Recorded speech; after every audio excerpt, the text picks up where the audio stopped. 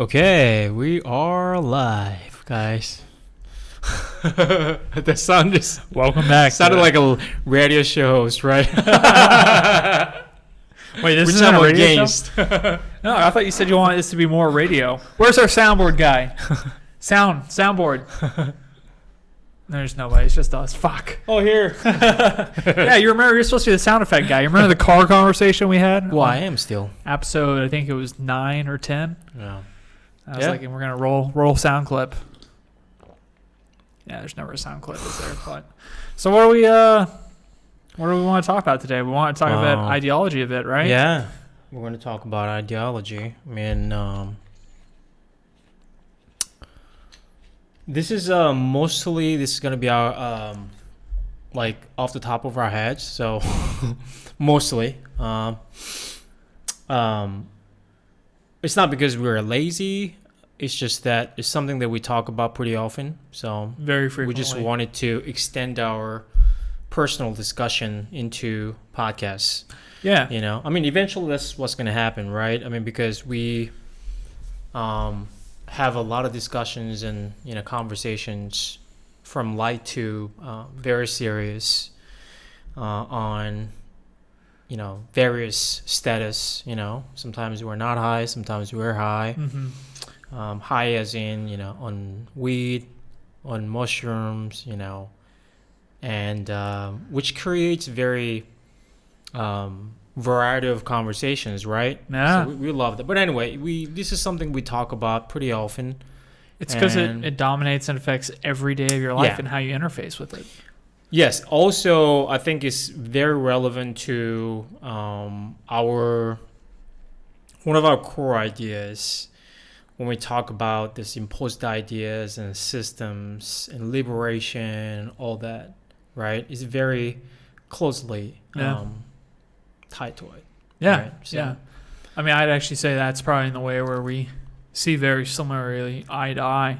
I think a lot of our friendships kind of forge in that rebellious nature of not like being rebellious in the sense like I need to go revolt against something, but Right. the sensation and the feeling and the idea and the pull to gravitate towards I need to go against the grain and decide it and find it for myself.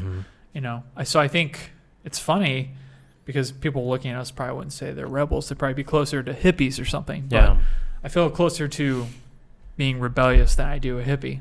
Mhm. You know, this is more like a rebellion against the way I thought reality was, how I Right. dissected reality. And I've come to realize that so much of what I thought about the world was just because it was the first thing I was told. Yeah. It was like my first experience with it. Yeah. That or all my experiences after that first value system was established have been biased through the lens of that ideology, you know, through the way I see the world, the way I interface with it. It's all based on this kind of exchange, this principle of, is this good? Is this bad? Yeah. You know, rather than me choosing to say, no, this is valuable for me, I would weigh it against the value, against the system, and the system would say, yeah, it's good, or no, that's bad. And, you know, it's freeing day by day, and this is the power of knowledge and understanding and experience. Yeah. You start to realize that system actually exists, and you've never really made any of your own decisions. You've been kind of Right. reactionary. Right. You know, not to say you haven't made decisions or you haven't imposed your will to some degree, but it's been so heavily affected by what you've been told is the truth that it could be even hard to say you've made any choice at all Yeah. because you've been so bound by it unknowingly. So that's why I think it's an important topic to discuss, and it's one that I think we'll discuss for the rest of my life. And again, like we say all the time, you got to go back, constantly evaluate, reevaluate. So this is another one of those reevaluation kind of examination points. Yeah, and then I think it's very necessary to continue to talk about this, you know, being us or being whoever else. I mean, it's very important to continue to have this discussion on ideology and systems and, you know, the government theory, political theory. All that is very necessary because otherwise the current status quo will be our last system, which we know all that it is not the most ideal, or that has a lot of flaws, Yeah. right? I mean, I'm not suggesting that there is a certain alternative that exists currently. Mm-hmm. That's not what I'm saying. But in order to progress, we need to challenge the status quo, and that's why we've been discussing this for a long period of time, man. Marx, Nietzsche, so many philosophers and archaeologists and political theorists, Marcuse, and everybody has anthropologists, been, everybody, yeah. all of them have been talking about this problem and flaws of the system and the political theory that we have currently. And if you think about how much we progress since all the 20th century, we haven't gone that far from that point. No, we haven't. When you look at it, that's the craziest part. And we have a lot more to go. And all this, our discussion too. I mean, yes, it's very interesting to us for sure, because again, it really very relevant to our ideas and daily thoughts, but also part of the progressive force. That's how I see it, and then that's why I encourage all people to look at this, especially younger generation and younger people, to look at. I think they're doing it. I think all those noises they're making is, I think, part of that. Part of that force. Yeah, I would say there's some key players out there that are driving maybe these socio and political economical changes. But this is also the unfortunate dilemma. The more something gains popularity and kind of like the human zeitgeist or culture, it almost shifts and becomes something different than the initial discussion at hand, right? Like your experience with it and how you arrive to that concept is very different than being given the concept and agreeing with it. Yeah. So me telling you about a concept and then you kind of can understand and relate to it and appreciate it is so different than you arriving to that concept through your own experience. Yeah, of course, yeah. And that changes the way you handle and react and deal and live with that concept, I think, largely. But, I mean, even getting away from kind of like the Rousseau-Hobbes argument about, man's inherent nature in the state of nature without government and the way that is, I'd like to even step further back and say, reality, whatever that means, is basically just the way we arrange and categorize our experience. And then based on the way we arrange those things and chop up the world, we arrive to different value systems and different truths that are essentially, that truth is determined upon a set of conditions, right? Like mathematically, 2 + 2 = 4, because we all agree on the system. And that's the beautiful thing about math, because it's something conceptual we can all agree on. And that's why it's advanced so greatly. But when we get into these more kind of nuanced topics like words and epistemology and meaning, that's when it gets really, really messy. So we can't really agree on it, and we can't even realize we can't agree on it because we don't even define the terms before we start the conversation. Right? You say a word, I think that word means something different based on my experience. And then we have an argument, right? We can't see eye to eye because we're talking about totally different things. And that's where the misunderstanding comes from. So I think it's important to understand that no matter what ideology you subscribe to, you're under the influence of it. It affects the very way you engage with the world. Because it puts a value system of good and bad, black and white. It's really interesting because you just talked about sort of like the benefit of ideology, right? Because when you look at it, in order for us to communicate effectively, we have to have a common ground, right? And that is because individuals' features are partially based on your ideologies, right? And in that sense, like you don't have to have complete agreement on your ideology, but partially part of it plays a role in communicating effectively, right? So that's kind of interesting because I think Marx also attributes ideology to social stability. Mm-hmm. I mean, I don't think he really looks at it in a positive way, because the reason being is that the ideology of, specifically he talks about this, this as a feature of society, especially class divided societies, including capitalist. Of course, I think he's concerned with capitalist society more than any other societies when he basically criticizes about this ideology, which role makes of sense, ideology. Right? It's the dominating ideology. Well, narrative that's exactly. It makes sense. That's what's going to be. He refers to like the dominant ideology. You have to address the main one. Inherently, the minority, the power of the system, right? So that's why he really doesn't look at it positively.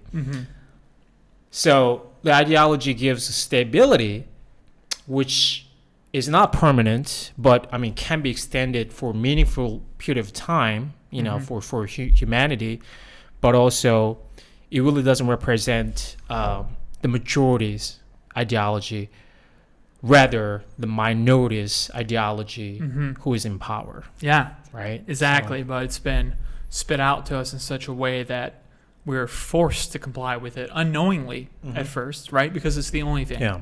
It's the only thing in front of us that makes sense and it explains reality.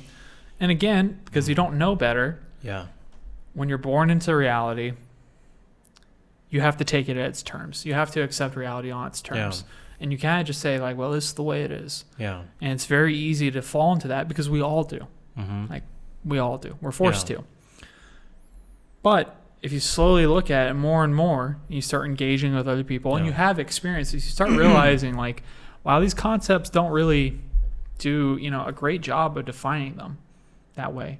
If you're an open-minded person, at least, you start trying to see, but you start to observe some of the flaws in the systems in the way they define reality, and it kind of gets blurred, and then it becomes less black and white, and then you're confronted with something. You come to a bit of an identity crisis. Actually, one of Marx's biggest complaints and kind of criticisms of capitalism is using the example of a factory worker. At one point in time, there was somebody who would build a specific object, or if you're like somebody who builds a home, right? You're a carpenter. Like, you have a finished product at the end. It's all these things that go into it. You kind of identify yourself as, I'm a person that builds homes. I'm a housemaker. And then eventually that argument will change as you get into a factory setting, and you won't have an identity, because then you begin to be somebody who builds a singular thing. You build a hoist. You don't even know where that hoist goes. Right? You're just building a singular product of a larger thing. Specialization, which capitalism encourages, and it's given us a lot of good things, in Western world. There's a lot of homes, a lot of cars. People have a lot of these inventive things, but maybe they've traded a sense of identity for this. And I'm not saying one's better or worse than the other, but you would have to be, I think, lying to yourself to say that there isn't a difference. There is something very valuable about having identity based in what you do with your time. And there's value in a whole bunch of people having access to machined goods. There's value in that as well. So then it becomes up to the individual to kind of weigh the options. Like, well, which one's more valuable to me? But the system pushes back against that. I mean, you'll hear it all the time in Western society that Marxism's heavily criticized. So much that you hear the word, you immediately have that's anti-America, anti-freedom. All these imageries are summoned in your mind, and you start to immediately dismiss that principle, and you would never even investigate it, just because that ideology has demonized this one because it criticizes it. I think it's just largely the ignorance, because the fact that the Karl Marx will inspire the foundation of communist societies in the future. That doesn't mean that his idea is inherently evil. I think it's just an people idea. just don't know, haven't really read his work or understand his ideas, and just take that superficial, evaluation of him that, he's sort of like the father of whatever, I think there's just this unfair, ignorant association of him with, this bad ideas. Yeah. But I think an easy way to kind of, when we're talking about ideology, because that's a pretty broad concept. Yeah. I think it might be easier to see it as, an ideology could be looked at as a game, a game with rules and circumstances within it. And basically ideology and reality is how, like I mentioned before, how we dissect everything around us in our experience, in our sensory experience, and then we make sense of it. Yeah. So if we were going to create a video game on your computer, we all might be using the same hardware, right? But based on who's coding it and all these other things and the story you want to tell in the video game, you're going to arrive at different values. How do you win the game? So something like tic-tac-toe, 3 X's connect them or 3 O's connect them in succession, and then I win. But if I was to go make my turn, I make an X, and then I make my turn again and make another X, and I don't give you your turn, you would say I'm cheating, right? There would be a moral implication within that set of rules that I'm not following that makes me culprit of something. How would you define it within that game? Within the game of life, the overarching game we play, we would say, oh, he's cheating, right? But if it's a value system between you and I, a friendship and a relationship, maybe I'm being playful, maybe I'm being silly, maybe I'm being whatever. But could you imagine if I didn't have that freedom in the relationship with you, then we couldn't have fun. It would just be like, he's a cheater. Yeah. That's all he is. Because you've defined it within that narrow set of parameters. Yeah. And I have to be that thing. Yeah. So that's the power of opening your mind to it. Like, it doesn't have to necessarily be defined by this system. So the reality we live in, we don't necessarily have to let it define it. Granted, there's a trade-off in that, right? You may not be accepted by society if you choose not to play by their rules. You may be totally misunderstood. You may have all these problems. But the largest thing you risk by playing their rules is that you may never have a truly satisfying, fulfilling life on your own accord because you're playing somebody else's game. That's the biggest risk. Yeah. Right? Yeah. Yeah. I think a lot of our unhappiness and dissatisfaction with life comes from playing on other people's terms. Yeah. And we all have to play. To some degree, we all have to play on other people's terms. But how we interpret that internally and what we do with it, is up to us. I think that's very powerful. Yeah, it's really hard to say that there is good common ground that everybody should have, right? Maybe that doesn't exist at all. But on the other hand, at least you have freedom to, fully work to your limitation and your own set of beliefs, at least you have that freedom. Yeah. So I think that's what everybody should at least try, instead of just complying with the system. Yeah. To a degree, we all have to, right? But we're not talking about going against the law or anything like that, right? Yeah. But at least the freedom of, exploring your ideas and, extend that to, leading them to experiences, right? That's what at least we can try. And, that's pretty much all we can do. Yeah. And, what we're doing right now may look confusing to the viewers out there. Like we've talked about, who would quit these great jobs, engineer, it comes with all this clout, all this sense of success in our world, where we're from, the Western world, the U.S., capitalistic society, and all the other cultural narratives that come with it. Yeah. Who would do that? In their right mind, who would do that? And the only way you can do that is when you've arrived to the conclusion, and maybe you haven't even seen, it's all ideology. Yeah. Maybe it's all the way we structure the world. But when you realize, there's something that I'm not satisfied with in my life, and you start to explore and examine, that can propel you to the direction where you're living your authentic life and you're on the right path. the path that's personal and yours, which I think we're on, and we're gonna talk about that. I think we're actually just approaching the 20-minute mark. Yeah. So the free version is done here, guys. Wow, yeah. Sorry, guys. This is a really exciting episode, Yeah. I think. But if you like the content, don't forget to like, subscribe, and share. Yeah. We'll see you guys next week. Yeah. And we're going into a Patreon version. Yeah, the secrets of life coming right up. Okay. Bye, guys. Bye. Bye.